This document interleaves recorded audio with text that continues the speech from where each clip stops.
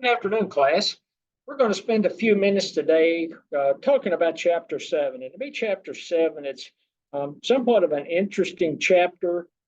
It's talking about international markets. It's going to be a chapter that a lot of individuals, especially um, individuals that may be coming out of a undergraduate program or maybe a graduate program, might be definitely interested in because it gives them the opportunity either to be um, what you're considered an expat, where um, you don't only give up your, well, not necessarily give up your citizenship, but you move to another country. So you see a lot of younger students.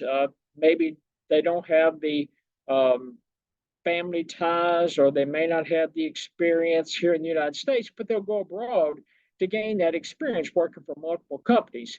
And basically, if you're an expat, you're going to physically move to another country, immerse yourself in their culture, and understand and get a better understanding of at least the operational aspects of a company or organization.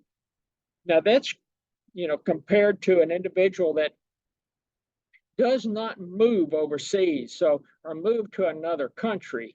I always say overseas because that's what I typically think of, but it's an individual that doesn't move to another country, maintains a residence in the United States, and either through Zoom or any number of multimedia virtual type connections, and also some maybe some limited travel, is still managing a team in a country outside of their natural country, or their what they consider their country of origin. It's also an interesting chapter to me because it's something, at least when I was in graduate school, it wasn't information that a lot of universities even considered. Um, but now with the global economy, global markets, um, telecommunications, it's actually shrinking the global markets. It makes it a lot easier to be involved in some type of international business or international trade. But before I get to that, let's go back to chapter 6. And we finished up chapter 6 over the midterm, but let's go back and talk about chapter 6, kind of quickly go through it, and then we'll move on into chapter 7 and talk about international markets. When we talked about chapter 7, talked about chapter 6, actually, we were talking about supporting the business level strategy. And we went through concepts like first mover, disruptive innovation, footholds, blue ocean strategy, and bricolage or bricolage, depending on how you want to pronounce it, as activities that are supporting the business level strategy.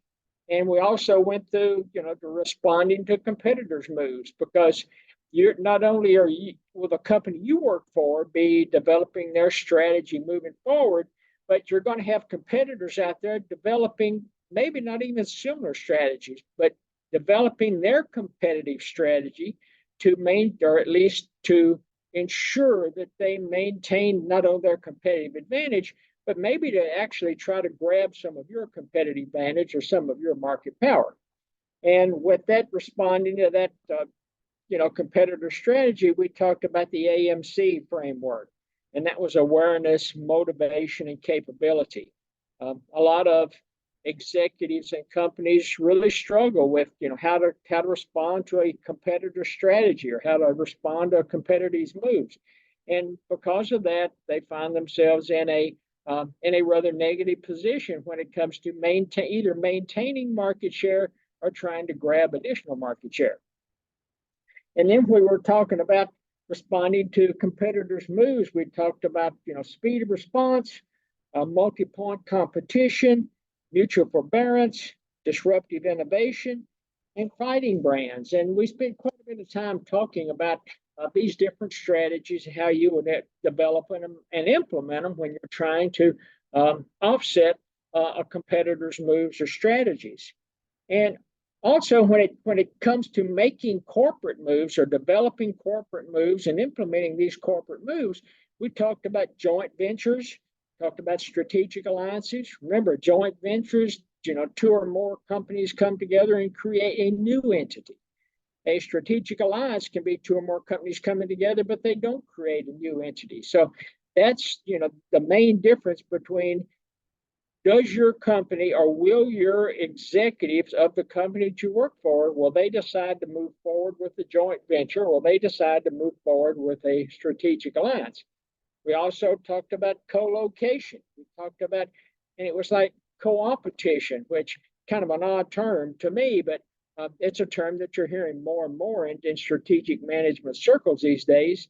And lastly, as the authors kind of wound up that chapter 6, they pretty much said, you got to get moving. You've got to, once you get into the AMC strategy, and once you've identified what your competitor's doing, then you as an executive need to help push your company forward, or the market power that you have is going to start to erode, or the potential market power that you could secure is going to be eliminated. And with that, we're going to move into talking about the international markets. And again, to me, it's a very interesting topic. I'm glad the authors are spending a few minutes talking about the international market and competition in the international market, because again, with the global economy as it is, it's a great opportunity if an individual wants to become exposed, wants to become immersed in another culture, in another country. And it's, a lot of people really enjoy it. So if you're, have a desire to become immersed or familiar with another country, maybe you want to go to work for a company that has an international presence. In healthcare, United Health Group, who I worked for in the past, had exposure to international markets. HealthNet had exposure, maybe not so much to international markets, but they had operations in Hawaii, which gave some of us the opportunity that, wanted to go and work in Hawaii if you were interested. Humana, which is a huge healthcare organization, they, for a long time, processed all of the claims for the Department of Defense, the overseas claims. So in healthcare, especially if you're looking for somebody that's maybe producing medical devices, there's a lot of companies that either have headquarters overseas, or the products are actually originated overseas, and they may be looking for somebody to facilitate bringing medical devices in the United States. And you can work back and forth between, especially some of the Scandinavian countries that are huge in the medical device arena. Germany's huge in the medical device arena. So a lot of opportunities out there if you're interested in working in an international market. When we're talking about competing in international markets, there are advantages and disadvantages. As I opened up talking about, you could be an expat or you could be in the current environment. You can still have a residence here in the United States and still manage a team at least in a foreign country, in a foreign market. Some of the advantages, at opening of a large population. Think about the huge populations and the huge markets that have opened up in China and Russia. And that's driving international business and trade. Open up new markets with goods and services, and you've got access to new customers. And every U.S. business is affected in international markets to some extent.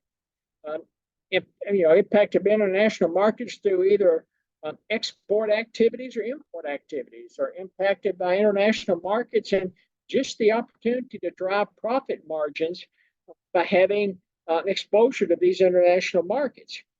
And then the authors spend, I don't want to say a lot of time, but a fair amount of time talking about why would a company have any desire to compete in new markets. And one is access to customers. U.S. has the largest economy in the world, but only 5% of the world population. Think about the populations in China and India and a lot of the Pacific Rim countries. Think about the population in Africa, on the African continent. And that's going to open, working through international markets will open up a whole new opportunity for U.S., and I'm just going to talk about U.S. based countries. It's going to open up that opportunity for other countries to expand into these markets. But from a U.S. perspective, it's going to open up a huge new customer base for companies to utilize to sell their goods and services and to also drive profit margins. China and India are the two most populous countries in the world. And that's why a lot of companies outside of uh, China and India are focused on trying to enter into those markets and trying to drive business in those markets. The second reason, so you've got the customer base, and that customer base is going to be extremely important to any company trying to expand their book of business, trying to expand markets, trying to drive profit margins. Remember, the profit function is revenue minus cost. And if you can have a new customer base that can drive that revenue side of that profit margin, then it's going to be advantageous to anybody, to any company that's trying to function in a international market or trying to drive profit margins when there may be minimal expansion opportunities here in the United States. The second reason you may want to compete in a new market or to an international market is lowering of costs. And remember, go back to your go back to your old microeconomics class, and to some extent into your macroeconomics classes when you're talking about long run average costs, economies of scale. Remember, in class, in your economics, or at least I hope you did in your economics classes, you talked about if you're looking at the cost curve, the more units that you can produce, in theory, that long run average cost curve is going to continue to come down over time. Not only are you going to manage those factors of production, and remember, again, from your econ classes, your factors of production are labor, it's capital stock, natural resources, which most people consider land to be the number one natural resource. And then also setting out here on the periphery, you've got the technology process that turns inputs into outputs, and you've got entrepreneurship. Those individuals that are trying to improve the production process, trying to bring new products to market, and entrepreneurs are going to be extremely important for companies as they move forward into these international markets. But again, you want that long run average cost curve to be coming down as you expand the number of units you produce, because what's happening is your variable cost may not be coming down as you go out over the time horizon by expanding units, but you're going to take that fixed cost and allocate that fixed cost over more and more units, and it's going to bring that long run average cost curve down as you go out over the number of units. And again, the authors talk about hope to gain a cost advantage if you can increase volume, and then your long run average cost goes down via economies of scale. Basic blocking and tackling from your economics classes. Implication in dealings with suppliers, purchasing supplies in greater numbers increases leverage with suppliers and lowers the cost. The more access you have to suppliers as a company, especially if you're in a production type company, in theory, it's going to give you the opportunity to drive costs lower. One thing that companies also talk about, and you've heard about it a lot over the last 10 or 15 years, is what they call offshoring. When your relocation of a business activity to another country. In theory, what this does, if you're talking about from the United States to another country, it reduces the company's cost by hopefully tapping into cheap labor, and the job losses at home can be extremely significant. So there's been a lot of discussion about offshoring. When I worked at Blue Cross Blue Shield in Buffalo, we had a union shop. About a 25% of our workforce were union employees. They worked in the operational side, process claims, mail room, shuffling papers, administrative type work. So those were a lot of the union jobs, and it was written into that union contract that Blue Cross Blue Shield could not use offshore resources because it would be in violation of the union contract. And the union Shop was smart enough to understand to get that built into that contract. So it kind of tied our hands in Buffalo, but still, um, we were constantly concerned about the quote offshoring situation. Um, Part of the issues that you hear, especially policymakers, and complaining about offshoring. It's you have issues with shuffling data back and forth. You have kind of understanding how to write code.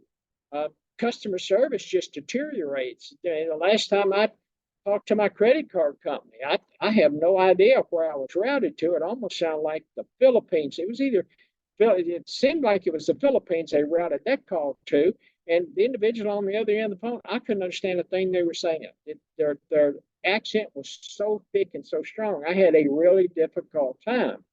Um, when I had some health care when I first moved to Atlanta, and my health care provider then happened to be Anthem. And Anthem, they were using offshore. It seemed like it probably in India somewhere. Again, extremely strong dialect. And while I could understand them easier than I could because of the Philippines, it still was not.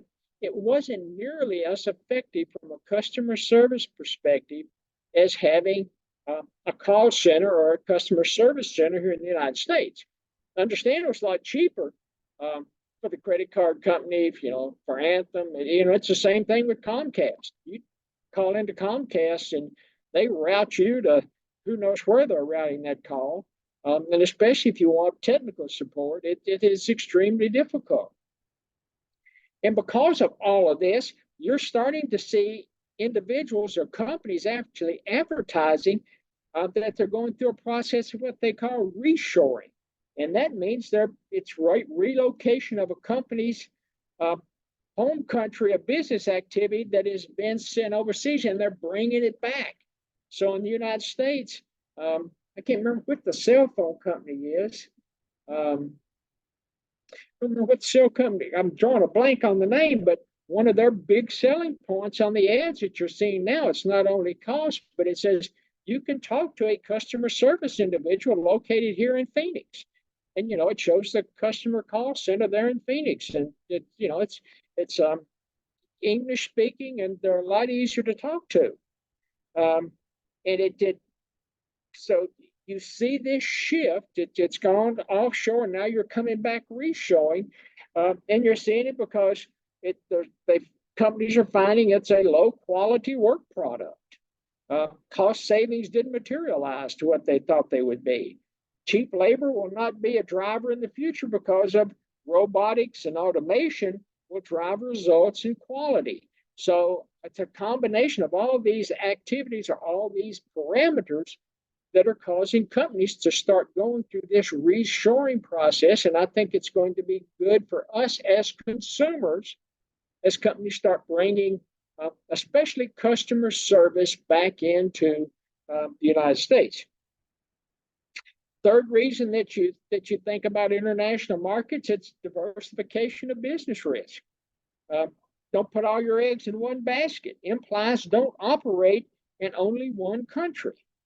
Business risk, it's a potential that a business operation might fail, and that's what you're trying to mitigate is your business risk.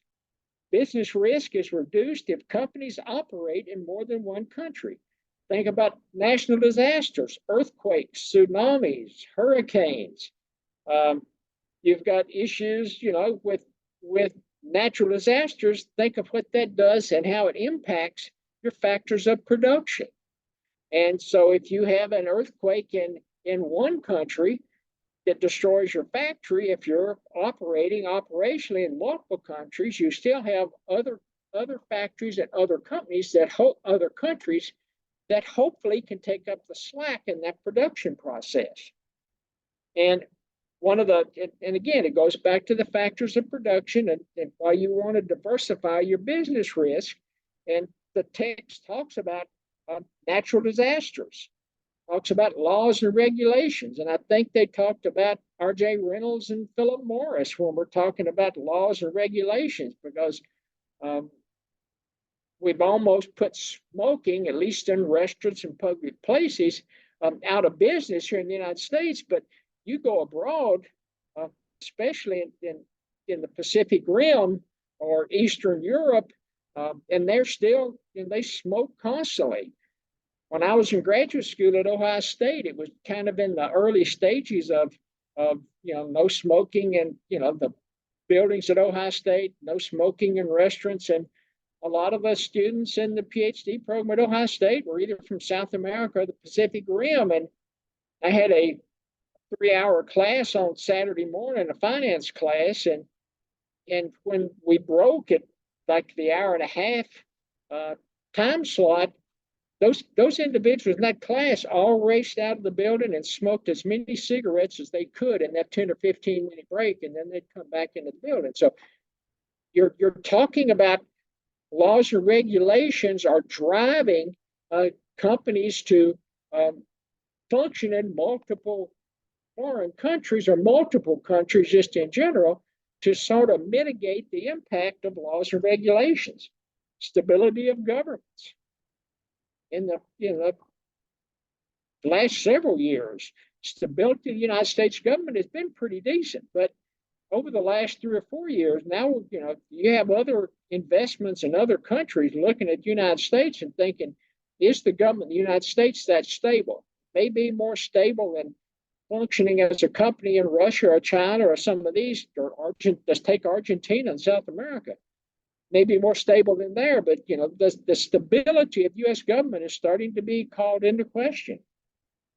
Talked about factors of production. You've got labor unions.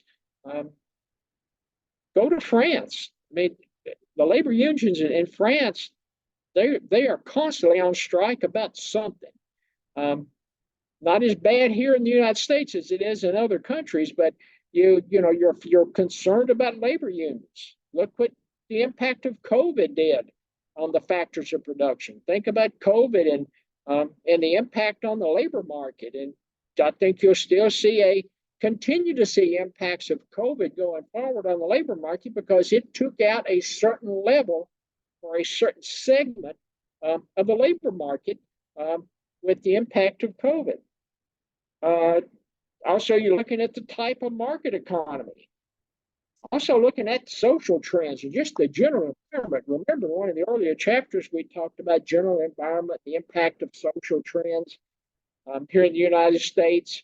They're concerned now about obesity, and you've got a lot of these weight loss drugs, and and I can remember years ago, Krispy Kreme came to Southern California. It was a huge success in Southern California. People be standing in line outside Krispy Kreme just waiting to get in to get a donut.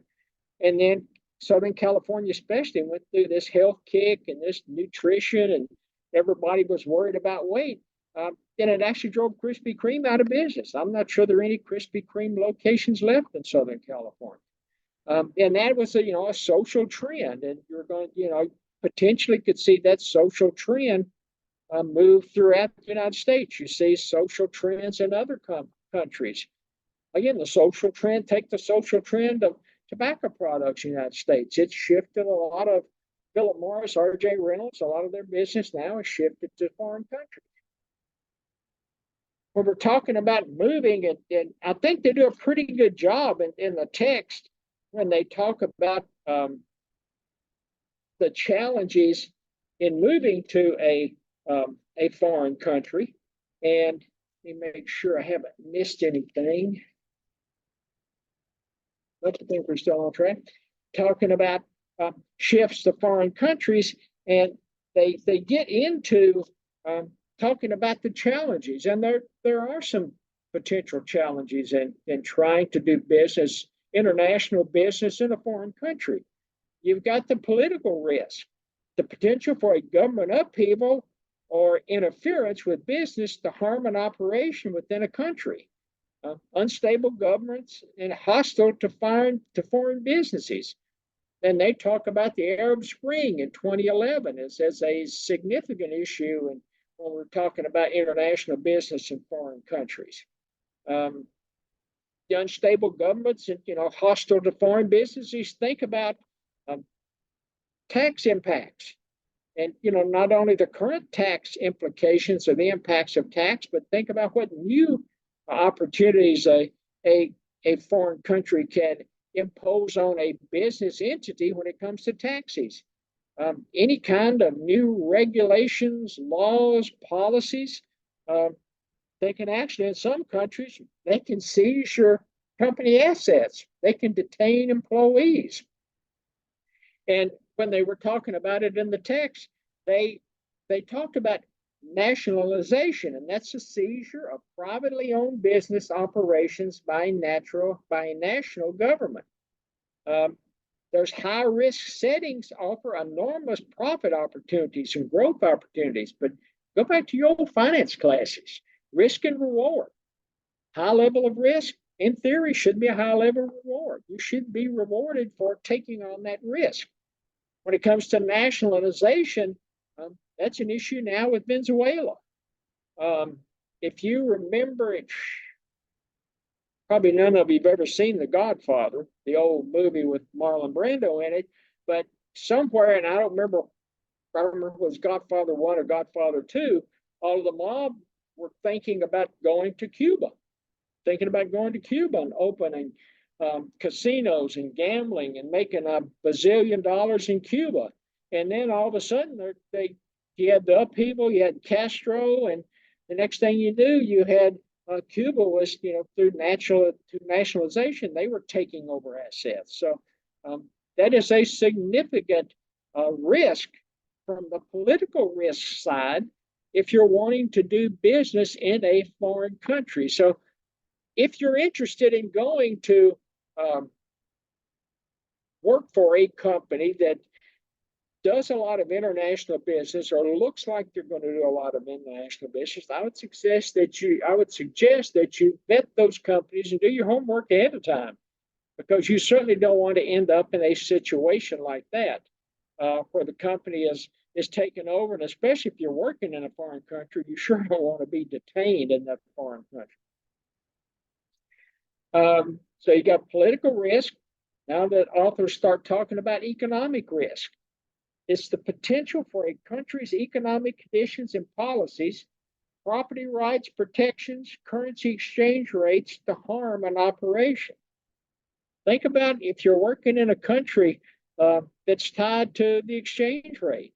Right now, the US dollar is in pretty good shape when it comes to an exchange rate when you're talking about overseas. But go back again to your old macro classes where you're talking about exchange rates and the impact on consumption and aggregate demand and aggregate supply and how it moves exports and imports. And it gets really complicated, but you have to be constantly as a manager or a executive of a company working in an international market. You have to be aware of the not only, again, the political climate, you've got to be aware of that economic climate. It's a significant challenge to executives, especially if you're operating in multiple international or multiple foreign markets. China and Russia economies, while you've got a huge, so you can lump China, you can lump Russia, you can lump India, and even the African continent, even though there's multiple countries on that African continent, you can all lump them all together and saying there is a huge opportunity from a consumer base, but you better be concerned about the political and the economic risk associated with trying to function in some of those countries. And then you've also got cultural risk. The potential for a company's operation in a country to struggle because of differences in language, customs, norms, and customer preferences. I can remember years ago going to Spain, going to Mexico, going to France, and it was like the countries shut down, like from about 1 o'clock to 3 o'clock or 12 to 2. There were just certain times in the day that businesses just closed. If you've ever been in Europe around Christmas time, Europe is not that commercial when it comes to Christmas. It's a lot of shops, a lot of activities, closed down, and you may be there on Christmas Eve or Christmas Day, and good luck finding, somewhere to eat or something to do because they don't care. It's Christmas and they close shop. You've also got issues with, food. Some countries can't eat pork. Some countries you don't eat beef. Some countries, um, it's just, some countries horse and dog could be items on the menu. Dog, especially, I think on some of the menus in the Pacific Rim. I can remember years ago being in France and going uh, into a restaurant uh, with my son, and we sat down to get a hamburger. And I couldn't speak French, and I could just barely make out what was on the menu. And got a hamburger, or what I thought was a hamburger. Got a hamburger, and I can remember sitting there eating it, and I'm thinking, this is the driest hamburger I have ever eaten. It said, they must not feed their cattle any kind of grain over here. And it said something to my son, and he looks at me and he said, "This isn't beef." He said, "This is horse. This is a horse burger." And it was kind of par for the course in France. And you get into a lot of foreign countries that they eat animal body parts that we're just not accustomed to eating here in the United States. So you have to be really careful from the cultural aspect when you go overseas. Um, you've got to be willing. You've almost got to be willing to be an expat, immerse yourself in the culture, immerse yourself in the language, because unless you do, it could be extremely difficult on you trying to function in those situations.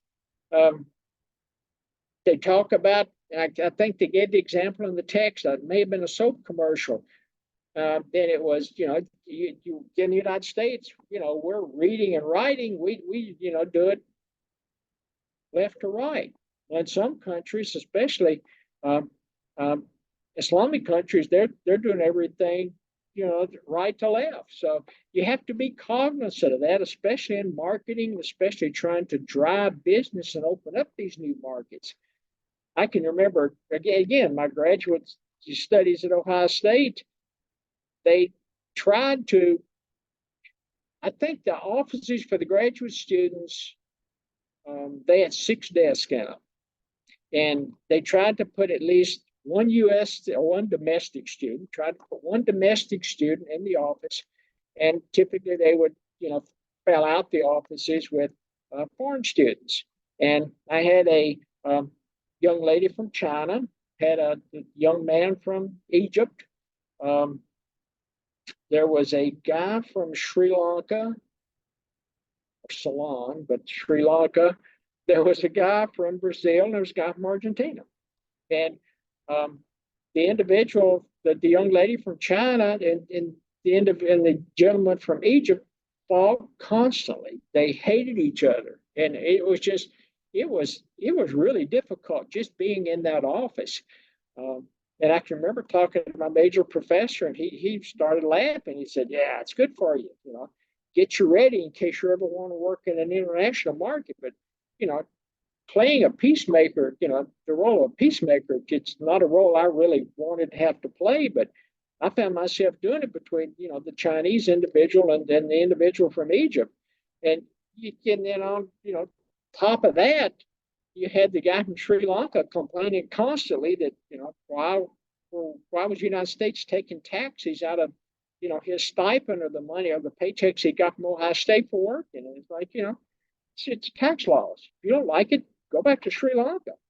Uh, and then I had the two guys from, Brazil and Argentina. The guy from Brazil speaking Portuguese, and the guy from Argentina be on the phone talking to people in Spanish. And, again, they hated each other too. And the guy from Brazil came back, and, he had, I guess both guys had families.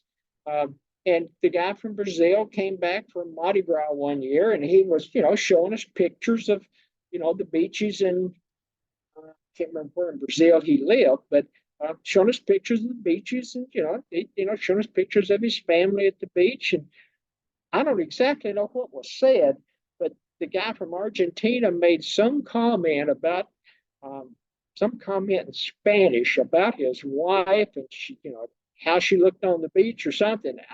And I finally went to the head of the department and told him, said, you got to get these two guys. I said, I can handle the Egyptian and the woman from China, and I can handle a guy from Sri Lanka, but you got to move either the guy from Brazil or the guy from Argentina out. And said, they're going to end up killing each other. And they finally ended up moving the guy from Argentina out, putting him in another office, and we got another.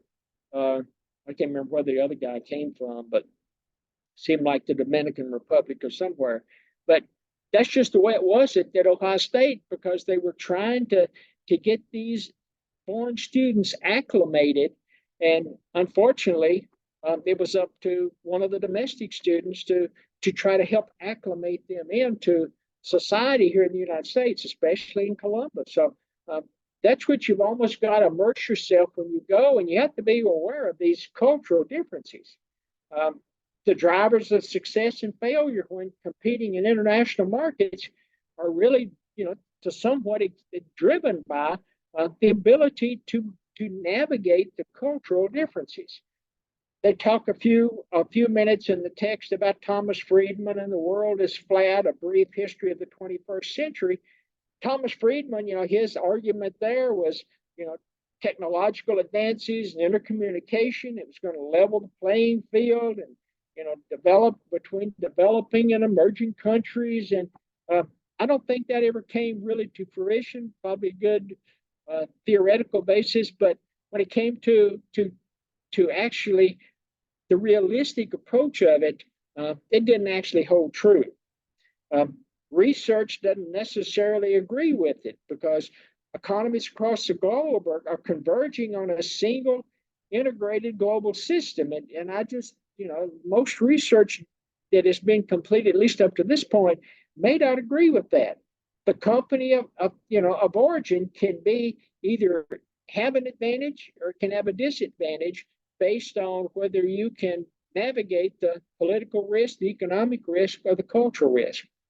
And with that, we're going to stop for just a few minutes. And when we come back, we're going to talk about, we've got our buddy Michael Porter's, he's back in this chapter. He's been in like 3 or 4 of the other chapters. And he's going to talk about the determinants of national advantage. And he's talking about the diamond model, and it shows up on page, I think it's 222 of the text. So you can kind of eyeball that, and we'll jump back into it when we get back together in a few minutes.